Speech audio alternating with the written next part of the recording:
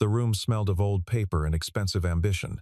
50 chairs had been arranged around a single mahogany table inside the private library of a dead man, and every one of those chairs was occupied by someone who had spent decades being told they were the smartest person in the room. Outside, news vans lined the curved driveway of the Whitmore estate, their satellite dishes tilting upward like flowers chasing a signal. Inside, the hum of a particular kind of silence pressed against the walls, the silence of people who are waiting for someone else to say the wrong thing first. And at the center of the table, inside a clear archival sleeve on a velvet pad that one of the junior attorneys had placed there with visible ceremony, sat one handwritten letter that nobody in the room could understand.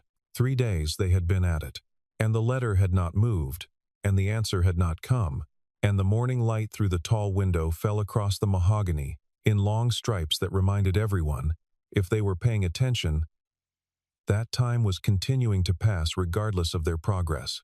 Charles Whitmore had died on a Tuesday morning in early autumn, quietly, in the bedroom of the house where he had lived for 43 years. He was 81 years old. He had no children, no surviving siblings, and no spouse. What he did have was a fortune that spanned 6 continents, a collection of rare mechanical puzzles that occupied an entire wing of his estate, and a reputation so large and so carefully layered that even people who had never met him felt they knew exactly what kind of man he was. He had built his first company at 24, with borrowed money and a second-hand typewriter. By 40, his name was on the cover of 3 national business magazines in the same calendar year. By 60, he had quietly stepped back from the daily operations of his companies and devoted himself to what his associates called his obsession and what he himself called his only real pleasure, the construction and deconstruction of puzzles in every form they could take. Word puzzles, mathematical puzzles, mechanical puzzles, logical puzzles that took the form of conversations or letters or architectural choices in the houses he designed and donated to institutions he admired. He was, in the most literal sense available to a man of his particular temperament and means, a person who believed that the distance between a question and its answer was the most interesting territory in the world. He was not a man who enjoyed making things easy. He was a man who believed that the effort of understanding something was inseparable from the value of the thing understood. His employees knew this. His lawyers knew this. The trustees of his estate knew this in a very specific and professionally inconvenient way when, 3 days after his death, they opened the sealed envelope he had left behind and discovered that a portion of his assets, a sum that his attorneys described only as substantial, which in Whitmore's vocabulary meant staggering, had not been allocated to any named beneficiary. Instead, there was a letter, and beneath the letter, a single typed instruction. The distribution of the unallocated estate would follow the interpretation of the enclosed correspondence, and that interpretation must be verified by independent legal counsel before any disbursement could be made. The letter was short, disturbingly short, for a man who was known to have written 200 pages of private philosophical notes in a single calendar year. It was handwritten in Whitmore's distinctive slanted cursive, and it filled less than half a page. When the trustees first read it, they assumed they had missed something. When they read it a second time, they were certain they had. When they read it a third time, they called their senior partners, who read it twice, and called their own senior colleagues, who read it in a group, and argued about it for 40 minutes without reaching any conclusion except the unanimous agreement that they needed people better equipped for this particular problem. Within 48 hours, every major university in the country had received an urgent and carefully worded request to send their most qualified faculty members to the Whitmore estate for what the legal team was calling a scholarly consultation of urgent significance. The response was immediate and enthusiastic. Academics, it turned out, respond very quickly to the combination of intellectual mystery and the implicit suggestion that they are among the few people in the world capable of solving it. 53 professors arrived over the course of 2 days. They came from universities whose names carried weight in every corner of the world, linguists who had authored foundational texts on semiotics and the philosophy of language, mathematicians who had published theorems that reshaped the way their colleagues thought about pattern and structure, and the nature of hidden information. Historians who specialized in coded correspondence from wartime intelligence operations, men and women who had spent careers translating the desperate ingenuity of people trying to speak across enemy lines, philosophers whose work on meaning and interpretation had been cited in courtrooms and classrooms with equal frequency, cryptographers who had spent careers inside government agencies that officially did not exist, people whose names appeared on no public list and who had never, in any professional context, have been allowed to describe what they actually knew.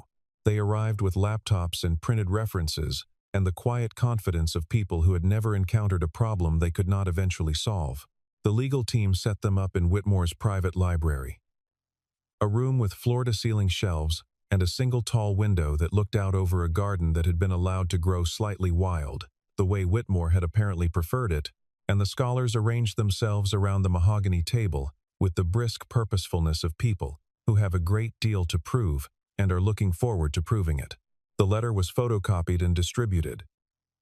The original remained sealed in its archival sleeve at the center of the table. People read. People reread. Some of them made notes on legal pads. Some of them opened laptops and began cross-referencing databases. Some of them held their photocopies up to the light, as if the paper itself might offer something the text had withheld. And then, quite naturally, people began to talk. By the end of the first hour, 4 distinct working groups had formed around 4 competing interpretations. By the end of the first afternoon, those 4 groups had fractured into 8, each with its own theory, its own evidence, and its own quietly contemptuous assessment of the theories being advanced by the others. By the following morning, there were 19 separate theories about what the letter meant, who it was addressed to in the metaphorical sense, and what exactly Whitmore had been trying to conceal within it. And the one thing all 19 theories shared was the complete and unshakable certainty that Whitmore had embedded something beneath the surface of the text, some second layer of meaning that required precisely the kind of trained, analytical intelligence currently crowded around the mahogany table, arguing with the restrained but unmistakably combative register of people whose careers and reputations were inseparable from being right. The cryptography group was convinced the unusual punctuation marks constituted a substitution cipher, each dot and comma corresponding to a letter in an alphabet that Whitmore had constructed from some reference they had not yet identified but would. The mathematics group pointed to the spacing between certain words as evidence of a numeric encoding that, once deciphered, would yield coordinates or a sequence that would unlock whatever Whitmore had chosen to hide. The linguists argued for a system of embedded meaning at the level of syntax, a grammar of concealment they had seen used in a handful of documented historical cases. The philosophers proposed that the letter was not a puzzle at all but a test, designed to see whether its readers could transcend the assumption that a puzzle must have a hidden solution and recognize that the surface meaning was itself the content. This position was received with polite but visible impatience by the cryptographers, who had not left tenured positions and comfortable offices to be told that the answer was to stop looking for an answer. Nobody noticed the man mopping the hallway outside. Marcus Reed had worked at the Whitmore estate for 23 years. He had come to the job the way a lot of people come to jobs they end up keeping for decades. He needed work. Someone knew someone, and the position was available.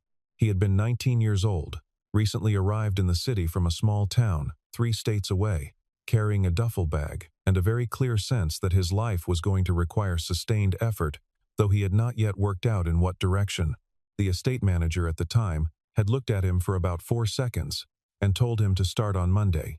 He had started on Monday, and he had come back every Monday since, for 23 years, because the job was steady and the work was honest, and because, in the private accounting of his own life, the library was extraordinary.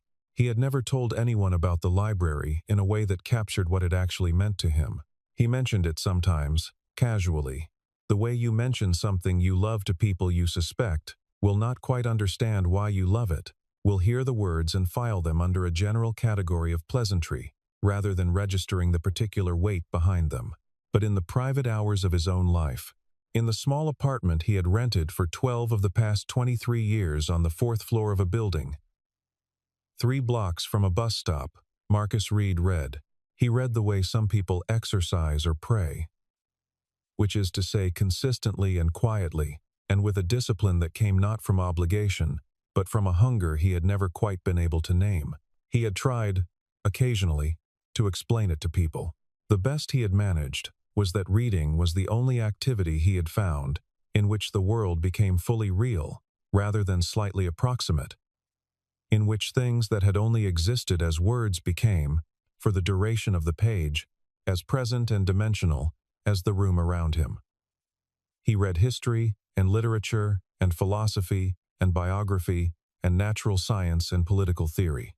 He had read Montaigne and Orwell and Ralph Ellison and Cormac McCarthy and Hannah Arendt and James Baldwin, and a great many writers whose names had come to him through the recommendations of the books themselves, one author mentioning another in an acknowledgments page or an interview, the reading expanding outward from each center the way light moves from a point source.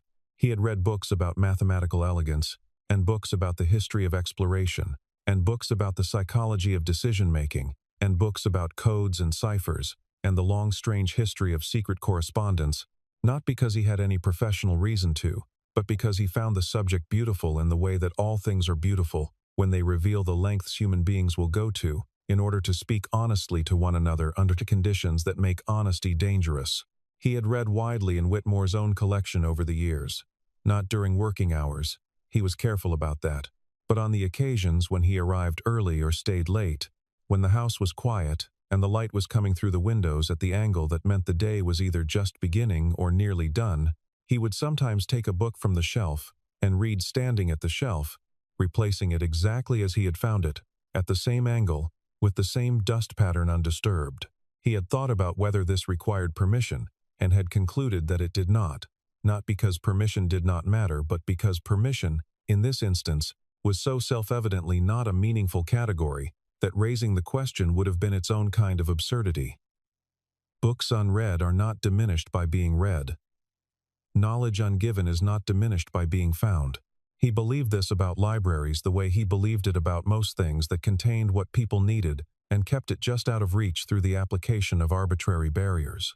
He had seen Whitmore in the library sometimes, in the earlier years, before age made those visits rare.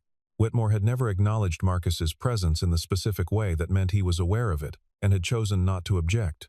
But Marcus had been aware of it anyway, the way you are aware of a choice someone makes when they make it in your vicinity.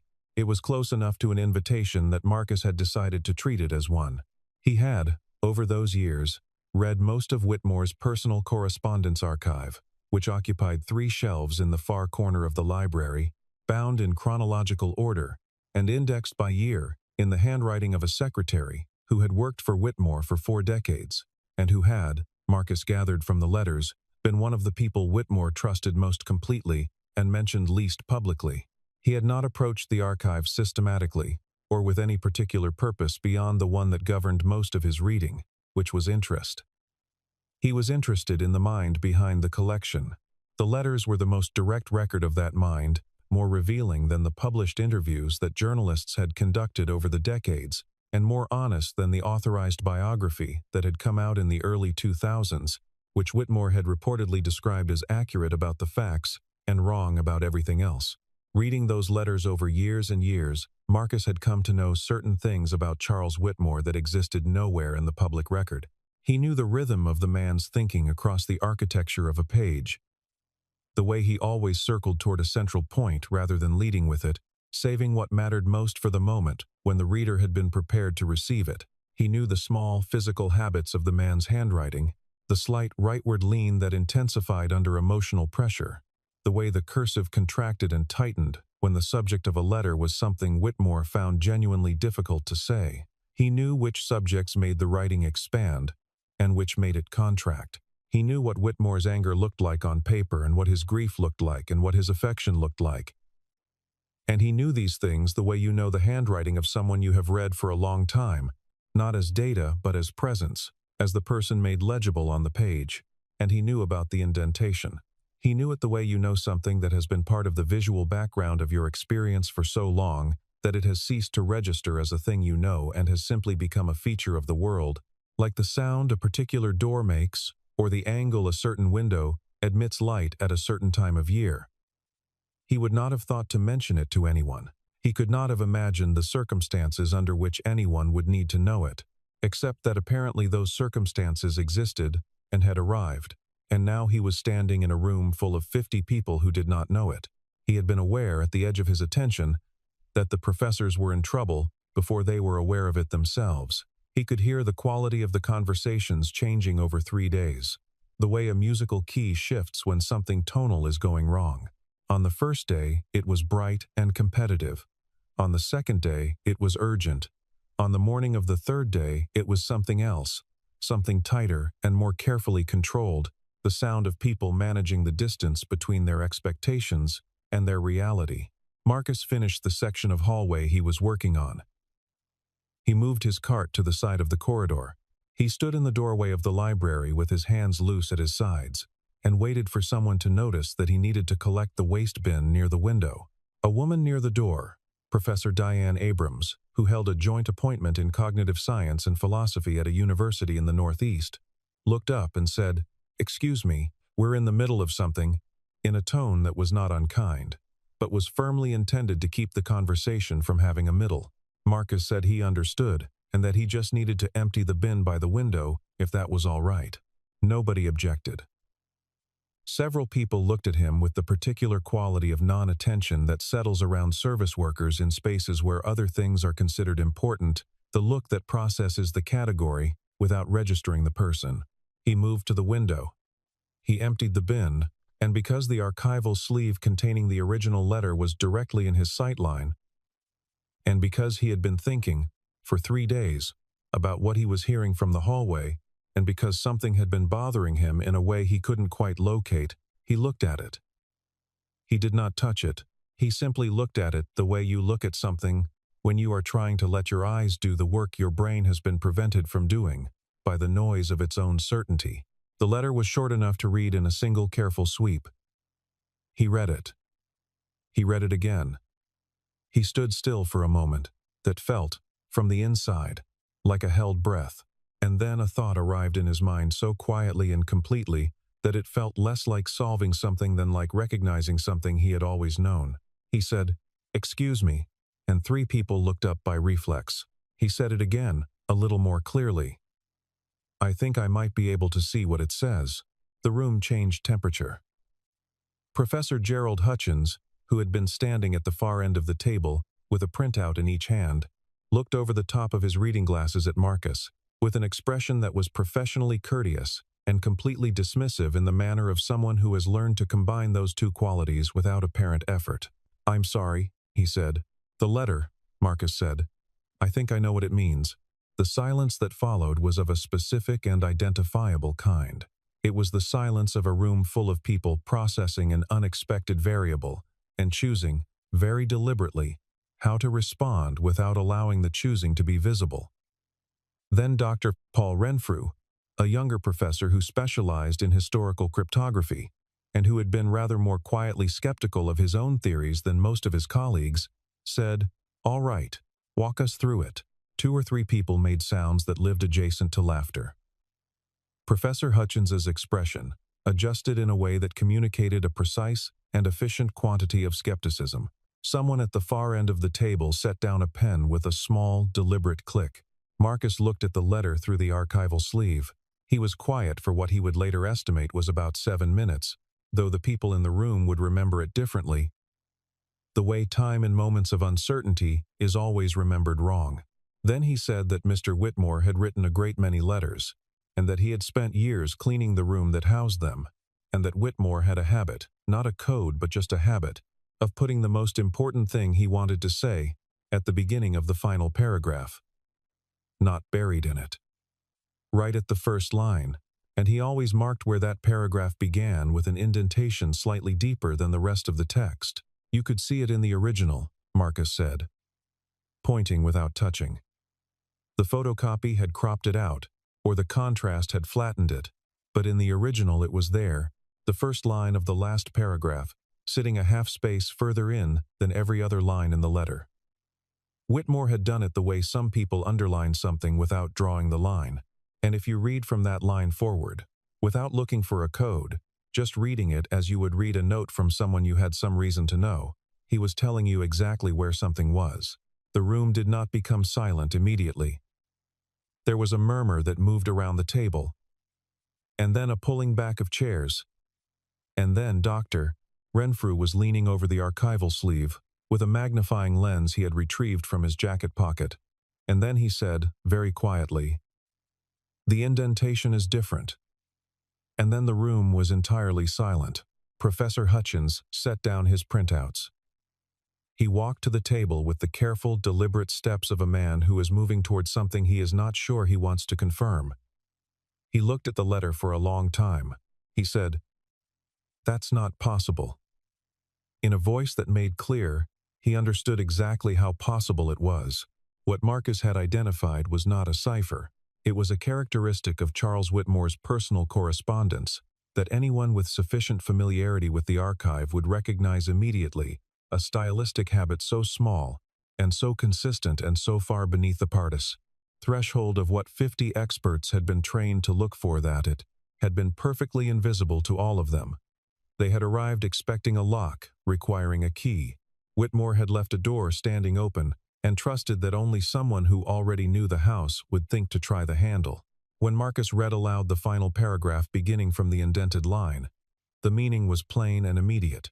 Whitmore named a building in the older commercial district of the city. The address of the office he had first rented when he was 24 years old. He named a year, the year his first employee had come to work for him, stated as naturally as a date in any ordinary letter. Together these constituted a location and a combination. The language was clear and unambiguous. There was no second layer. There was nothing hidden beneath the surface. Only the assumption that something must be. An assumption so well established in that room, on that day, among those people, that it had functioned more effectively than any encryption Whitmore could have devised. Professor Hutchins sat down slowly in a chair and did not speak for several minutes. Dr. Renfrew returned the magnifying lens to his jacket pocket and stood with his hands folded, looking at the letter, in the posture of someone absorbing a correction that they know, in the long run, they will be grateful for. The doctoral candidate who had been sitting at the back taking notes for 2 days, set down her pen and looked at Marcus without any performance in her expression at all, just the open, unguarded look of genuine astonishment. The legal team was notified within the hour. 2 senior attorneys cross-referenced the interpretation against Whitmore's archived personal letters and confirmed the indentation pattern in 27 separate instances across 3 decades of correspondence. The match was exact and documented and beyond any reasonable dispute. A car was arranged, a small group was assembled, and when one of the attorneys asked Marcus if he would come with them, he said yes, but that he needed to finish the section of hallway he had not gotten to yet. Because there was still a section he had not gotten to. He finished it. Then he went. Dr. Renfrew rode in the car beside him on the way to the commercial district. They did not speak for the first part of the journey. Then Renfrew said, quietly, that he had spent 2.5 days in that library and had been certain, at various points, that he was within an hour of the answer. Marcus said he understood how that could happen. Renfrew said that he thought the difficulty was that expertise, at a certain depth, generates a kind of gravity around certain categories of explanation and makes others feel almost physically implausible, and that this was probably useful 95% of the time and catastrophic the other 5. Marcus said that sounded about right. They rode the rest of the way without talking, but it was a comfortable silence, the kind that 2 people arrive at when they have both said something honest.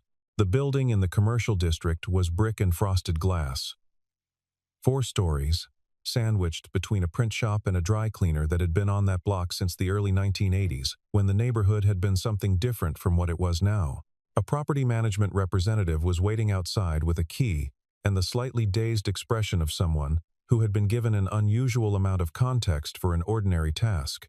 They went up a staircase that smelled of floor cleaner and old wood, which registered on Marcus with the specific attentiveness of someone for whom that smell had been a daily fact for 23 years, and walked to a door at the end of the second-floor corridor.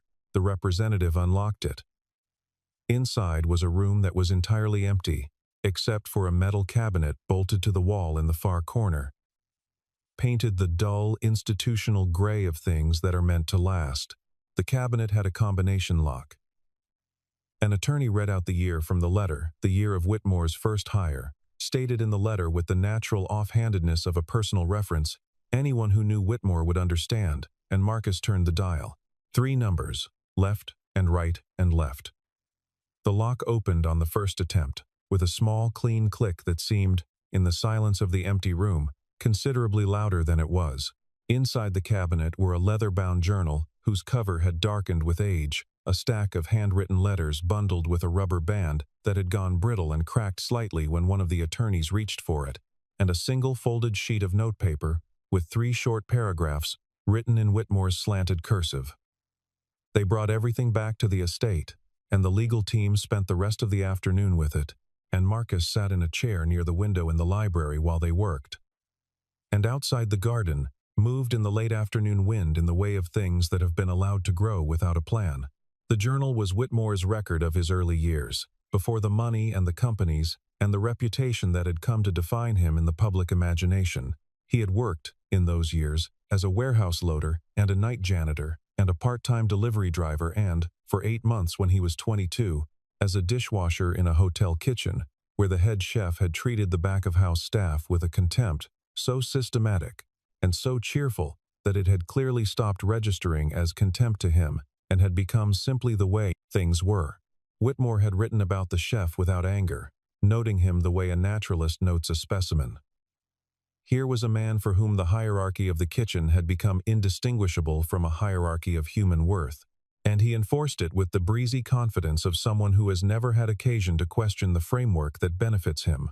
Whitmore had washed dishes for 8 months, and observed this, and filed it away, and moved on to the next thing he needed to do, to get to the place he was going.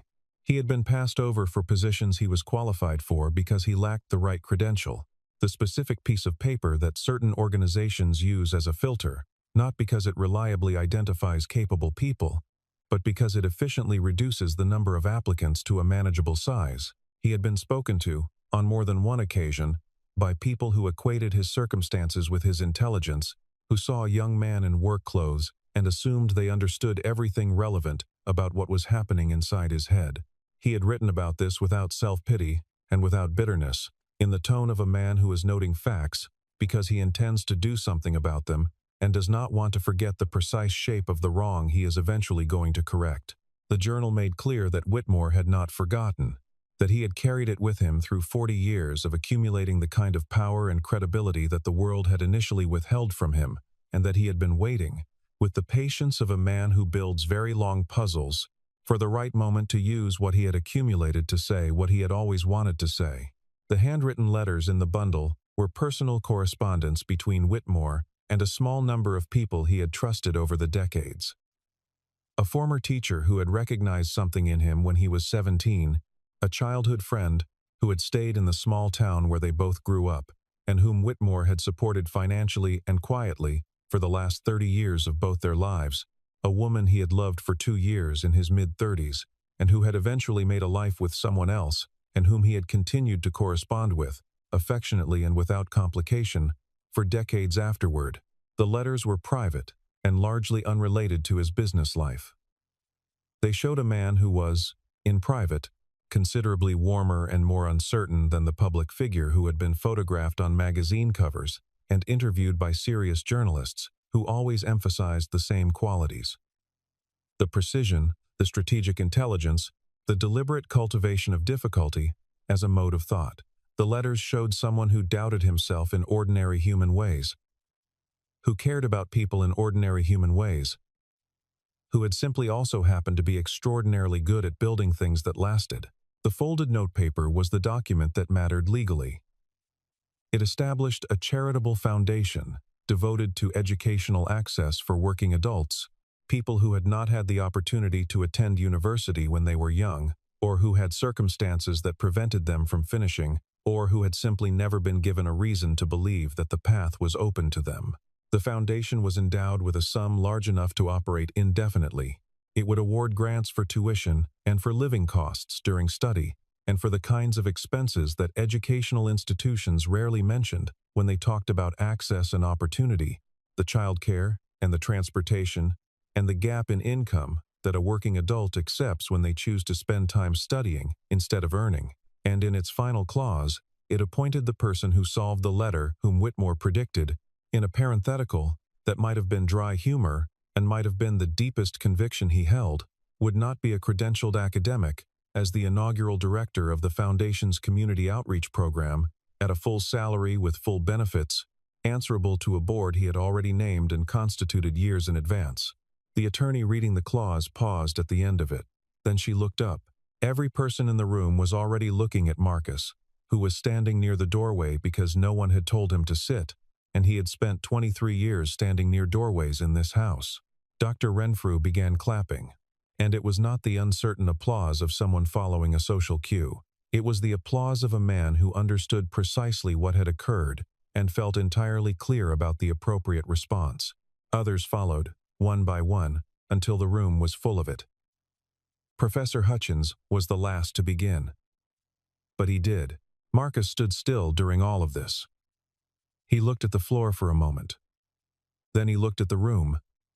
His expression was not triumph, and it was not embarrassment. Though it contained something of both, it was primarily something harder to name the expression of a person who has spent a very long time being invisible to a particular kind of attention and who is standing, for the first time, in the full light of it, and is not yet certain what it requires of him. He was thinking, he would say later, about Charles Whitmore.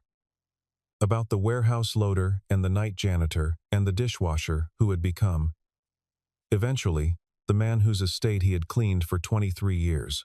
About the specific patience required to carry something unproven for decades and then construct, at the end, a situation precise enough to prove it. About the particular faith that required. He stood there until the clapping stopped. Then he said thank you, in a voice that was too quiet for the room, and someone near the front laughed, not unkindly, and the tension broke into something warm and briefly shapeless before the attorneys returned everyone to the practical business of what happened next, which was considerable. There were reporters outside when they returned to the estate. More the following morning. The driveway that had been quiet for 40 years of Whitmore's residence was briefly, improbably, crowded with people and equipment and the low continuous sound of professional urgency. More the next morning. Within 2 days, the story had traveled far enough that news organizations from outside the country were calling the estate's legal office. The narrative constructed itself quickly and cleanly. The eccentric billionaire, the stumped professors, the overlooked janitor, the open secret hiding in a letter no expert could read. It was the kind of story that arrives already assembled around its own moral. And the moral was one that many people were ready to hear. Marcus spoke publicly once during those first weeks, at a brief gathering outside the estate that the legal team arranged after the volume of press inquiries made some kind of statement unavoidable. He was uncomfortable in the way people are when they have spent their lives doing things and are now required to perform the doing of things, and he made no effort to conceal this discomfort because he did not think concealing it would serve anyone. He wore a jacket he had owned for several years, that he had brought out for funerals and job interviews, and the occasional formal occasion that his life had produced, and which fit him well enough that he did not think about it. He stood at a small podium that someone had assembled in a hurry, and looked at the reporters who were assembled in the driveway and said, before they could ask anything, that he wanted to be precise about what had happened, because the imprecise version was already circulating, and he thought precision mattered. He was not, he said, smarter than the professors in that library. He had not solved a problem they could not solve. He had noticed something they had not noticed, which was a different thing, and the difference was not intelligence. The difference was familiarity. He had spent 23 years in the proximity of one man's habits of mind, and those habits included a specific and consistent pattern in personal correspondence that anyone with sufficient access to the archive would have recognized. The professors had not had that access. They had arrived with extraordinary preparation for an extraordinary problem, and the problem had turned out not to be extraordinary. Whitmore had not hidden anything. He had simply written a letter, in the way he always wrote letters, and left it where people would look for something more complicated than what was there. One reporter asked why he thought Whitmore had set it up this way, with the professors and the elaborate presentation of the challenge, If the answer was as simple as Marcus was describing. Marcus thought about this for a moment. He said that he thought Whitmore had wanted to make a point, and that making a point required a demonstration, and that a demonstration of this particular point required precisely the audience that had been assembled. If the letter had been given to any random person on the street, the point would not have been made. The point required the contrast. It required the 50 professors, and the 3 days of failure, and then the janitor who had read the man's letters for 20 years. Without all of that, it was just a letter. With all of that, it was an argument. And Whitmore, whatever else he was, had always preferred his arguments to be airtight. A second reporter asked what he would say to people who found the outcome inspirational. He was quiet for a moment, in the way of someone choosing words with some care. Then he said that the word inspirational always made him a little cautious, because it tended to suggest that a situation was exceptional, when sometimes it was simply the ordinary correction of an ordinary mistake. A great many people, he said, had been read wrong their entire lives. And it did not usually end with a press conference and a foundation. He wanted to be honest about that. The money and the attention and the legal outcome were not the point of what had happened. The point, if there was one, was that Charles Whitmore had understood, in the specific and embodied way that people understand things they have personally survived, that the person most likely to read his letter correctly was not the person with the most formal preparation, and he had spent the final act of his public life and a considerable portion of his fortune constructing a proof of that understanding, which was, Marcus said, allowing himself the first small smile he had permitted in front of a camera since all of this had begun, exactly the kind of thing you would do if you were a man who had spent your whole life building puzzles and had, at the end, one final puzzle worth the trouble of constructing. The foundation was chartered 6 weeks after Whitmore's death. Marcus began his work in an office that had been set up in a building downtown, 3 rooms and a reception area, modest by the standards of the estate but larger than anything he had worked in on his own. The board was composed of 5 people whom Whitmore had selected years in advance and who were, without exception, competent and direct, and more interested in producing results than in discussing the production of results, which Marcus found immediately and profoundly reassuring. In the first year, the foundation awarded grants to 412 people across 12 states. In the second year, the number doubled. In the third year, it doubled again, and the board convened to discuss whether the pace of growth was sustainable, and Marcus presented a plan for sustaining it that he had been working on for 6 months, and the board approved it with minor amendments, and then they went back to work. Marcus built the outreach program around a principle he did not state aloud very often because it sounded obvious, and obvious things, in his experience, rarely survive being stated. The point was not to find exceptional people. Exceptional people, in the main, eventually found their own way. They had the self-belief, or the determination, or the one teacher who noticed them at the right moment. And those resources, while not sufficient for everyone, were sufficient for most of the people who had them. The point was to find the ordinary, extraordinary ones, the people whose intelligence had simply never been introduced to the room where intelligence was recognized and put to use. The people who had spent years being the smartest person in a context too small to require what they were capable of, working jobs that used a fraction of what they contained, because the credential that would have opened the right door had been unavailable to them at the moment it mattered, for reasons ranging from money to circumstance to the simple failure of anyone to tell them that the door was there. He was good at finding these people. He was good at it, he thought. Partly because he was one of them. And people who have spent years being invisible to a certain kind of attention develop, as a natural adaptation, a very precise ability to see what that attention misses. He did not romanticize this. Being overlooked is not a gift.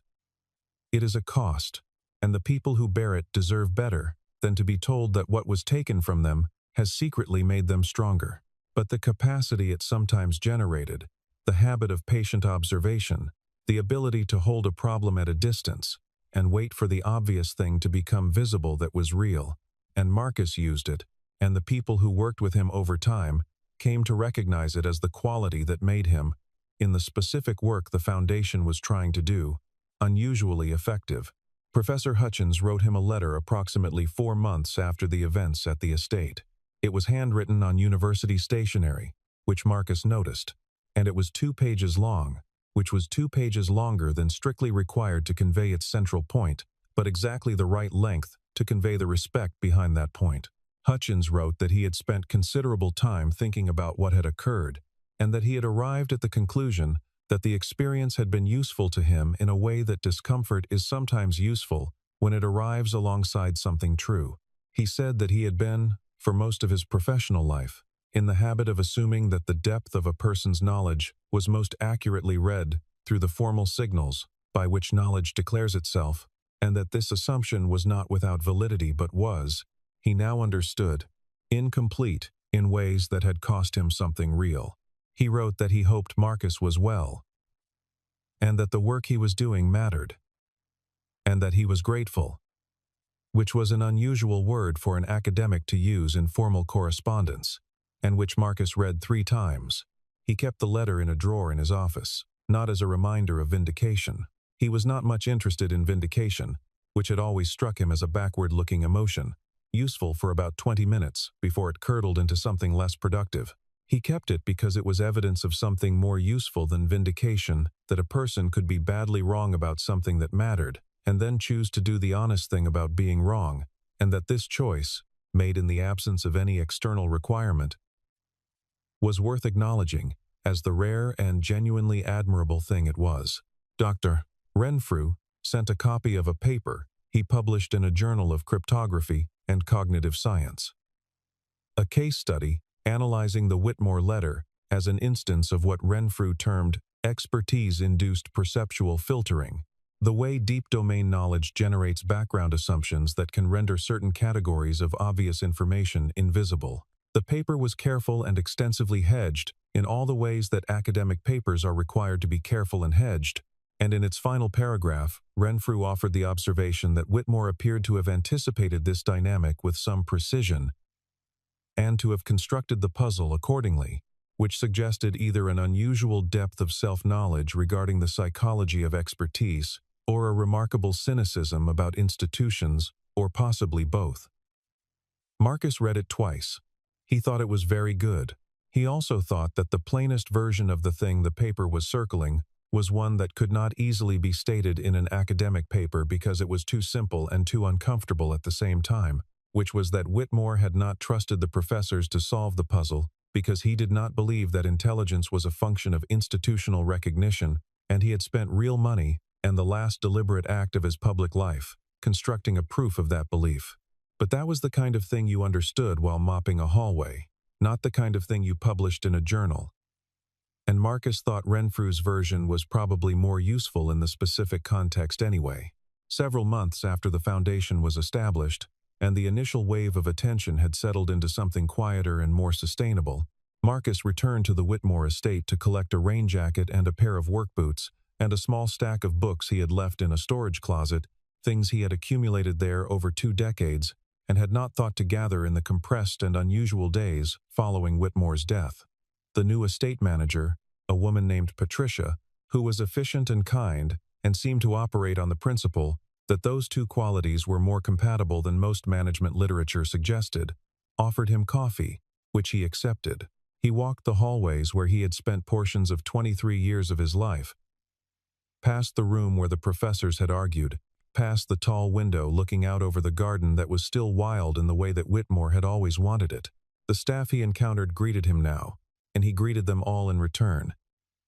And he asked about the woman whose daughter had been applying to colleges, and was told she had gotten in, which was good, and he asked about the man who managed the grounds, and was told the knee surgery had gone well and he was back, which was also good.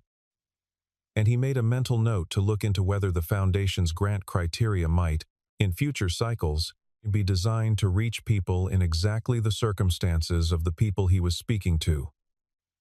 Because that was the kind of thought that arrived naturally when you paid attention, and he had been paying attention in this building for a very long time. He collected his things. He said goodbye to Patricia. He walked out through the main entrance and down the curved driveway where, some months earlier, news vans had parked with their satellite dishes tilting upward. The driveway was quiet.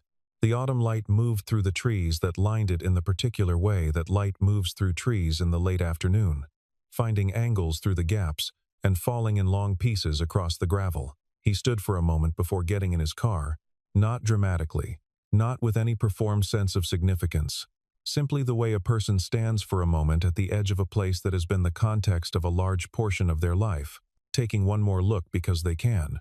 Then he got in, and he drove back to the office, and he went back to work. He had learned, over 23 years of doing jobs that needed doing, that work was not something you returned to. It was something you continued.